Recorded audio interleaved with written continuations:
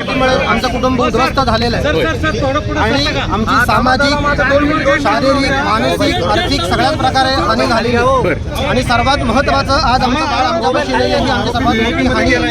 आणि आम्ही थांबून मागत नाही, आम्ही न्याय मागतोय. न्याय यासाठी मागतोय की समाजात हा संदेश कुठलाही गुन्हेगार असा गुन्हा करताना 10 वेळा विचार करायला पाहिजे की आपलं सरकार, आपलं प्रशासन, आपली न्याय व्यवस्था आपल्याला मोकळं सोडणार नाही, आपल्याला फासापर्यंत घेऊन जाईल. काही क्लरिकल वर्कमुळे 29 तारखेला ऑर्डर रिझर्व ठेवली आहे अशी देखील माहिती आमच्यापर्यंत पोहोचली आहे. नेमकं कोर्टरूममध्ये तुम्हाला असं काही सांगण्यात आलं का? नाही, असं मला काही सांगण्यात आलं नाही, याबद्दल मी काही.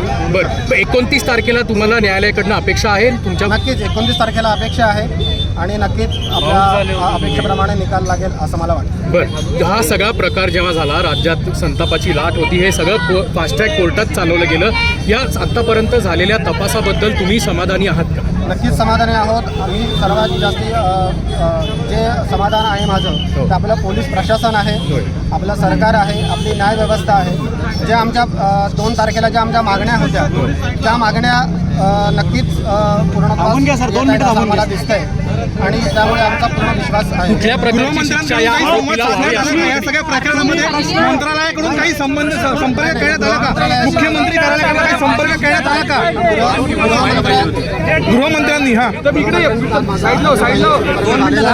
मुलीचा बाप म्हणून यांची भावना बरोबर आहे, पण एक सर्वसामान्य जनता म्हणून आम्हाला परत हा प्रश्न आहे की 25 तारखेला निकाल लागल्याने सांगितलं होतं, असं काय कारण पुढे आलं की ते 25 29 झाली? दुसरा माझा अजून एक प्रश्न आहे की आम्ही थोड्यापूर्वी इथं बघितलं की त्या नालायकाला, त्या नराधामाला इथे सिक्युरिटीमध्ये, पोलीस सिक्युरिटीमध्ये बाहेर काढलं गेलं. मागे पुढे जागा होता आणि ह्या मुलीच्या बापाला एक पोलीस नाही त्यांच्यासोबत. आम्ही सर्वसामान्य सोबत इथे आलो आणि इथे पोलीस त्याच्यासोबत आले. हीच काय न्याय व्यवस्था? ठीक आहे.